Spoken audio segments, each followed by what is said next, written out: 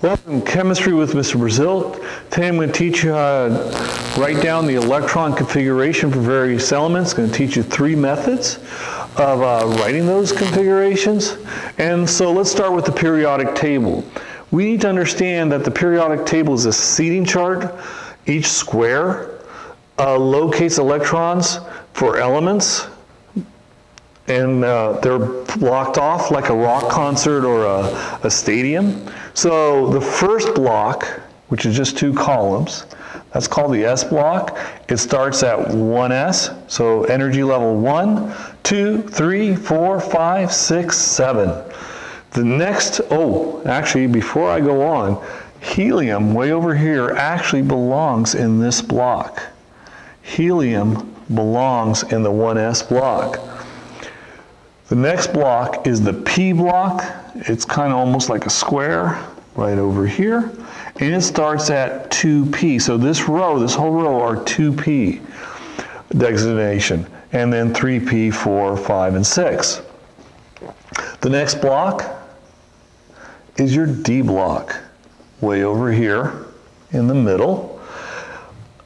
And it starts at 3d. It actually has a pattern. So 1s, 2s, 3d, 3, 4, 5, 6d. And then below it is the lanthanide and actinide series. They actually belong right here in the middle of these two, 57 and 72, and 89 and 104.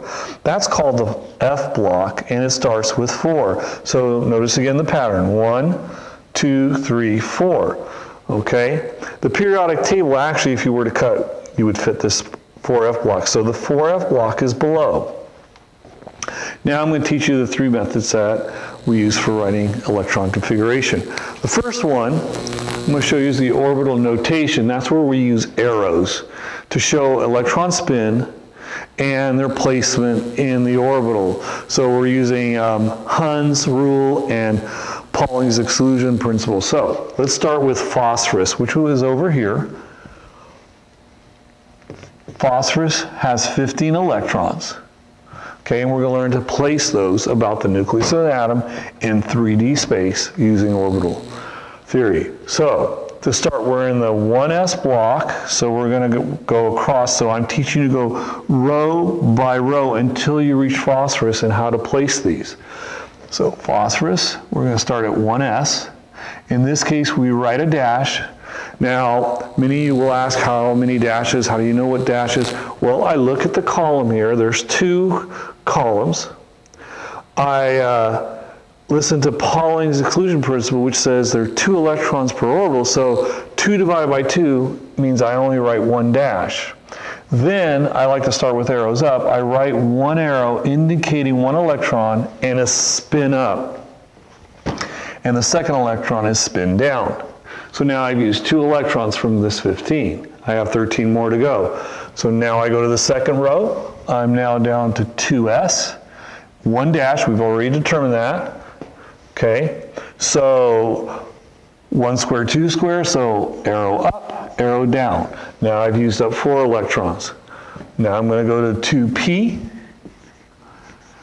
And I'm going to determine that this is 3 dashes. 6 divided by 2 will provide me 3 dashes. So a px, a py, and a pz. So p orbitals are dumbbell shaped, so you're going to have an x direction, a y direction, up and down, and you have z right going at you.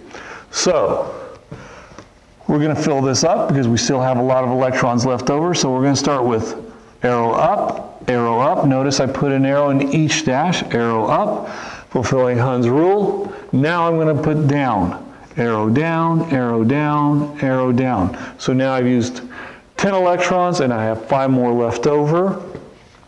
So now I'm in the 3s. So 3s is for this block, 1 dash, an arrow up, and an arrow down. I go all the way across to 3p. Now, again, 3 dashes, I must write those out. And I count my squares, 1, 2, 3. So now I have 3 electrons left over, and they go into each orbital direction first. I cannot pair them up. They cannot be paired up. So I can't bring this arrow over here or that arrow over there, fill all the orbitals first, and then after I filled, if I had more electrons for an element, let's say like chlorine, then I would start putting arrows down. Now, let's go on to the next method. That's called the unabbreviated method. And then instead of writing or drawing arrows and dashes, which can actually be quite a mess coming down in this area, let's do it for, let's say, molybdenum would be a great element right here in the middle. It's called the unabbreviated notation. And this is where we use superscripts to represent electrons instead of dashes. So I'm going to still do the same thing. I'm going to go row by row until I reach molybdenum here in the D block. So in this case, I write 1s, 2, so 2 squares to get before getting to molybdenum. So 2 electrons, and also that means we'll have 40 electrons left over. See, molybdenum has 42. Boom. Now we go to 2s, 2, 2p6. So I'm going row by row. 2s2, 2p6. Now I'm at 3s2, right over here. Now I'm going to go clear across this block. I'm going to count for each square. So that's 3p6. Now I'm down to 4s. So I'm going to write 4s2. Now I have the D block to account for. And that'll be 3d10.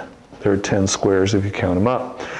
Which leads me to 4p6. I'm already done 4s, so this is the 4p6 row. Okay, now I'm down to the 5s. If I count 1, 2, 3, 4, 5. So 5s2, and it's okay for you to count so as to get oriented. So now I'm in the 4d block. I'm going to count how many squares I get to molybdenum. 1, 2, 3, 4. So 4d4. And that's the electron configuration for molybdenum. Actually, if you notice something here that's really cool, notice that they're having similar patterns initially. Imagine trying to do arrows or even this unabbreviated method of notation all the way down for elements below. That can be wild. It's going to take a lot of work writing over and over.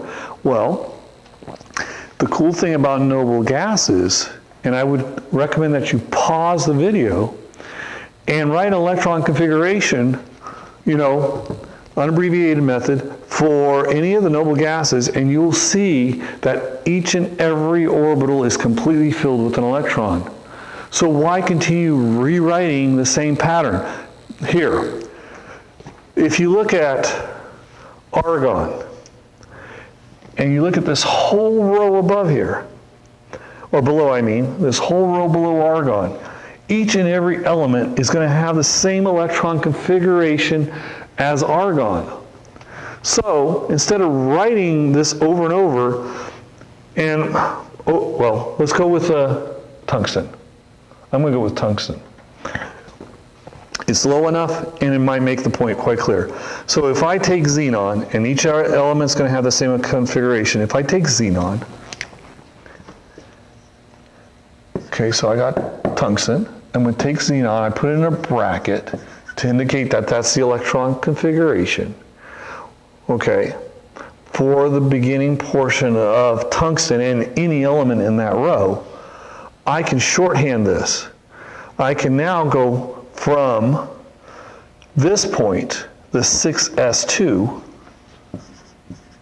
and write the electron configuration up to tungsten. So I'll be here at 3, 4, 5, so I'm going to have 5d4. Whoops, I better not forget. I have this in the middle. Remember the lanthanide series? Well, there's 14 of them, so I'll account for that. That's 4f14, so that needs to be written down. So this method is called by some, shorthand, notation, okay, or noble gas notation. And I've seen other teachers use abbreviated notation. So some instructors have written worksheets that state abbreviated notation also. But these are the three methods for writing electron configuration. Don't forget to account for the F block. And I hope that this video was informative. Keep learning and reading about chemistry. Watch other teachers on YouTube who actually teach this material also, and enjoy.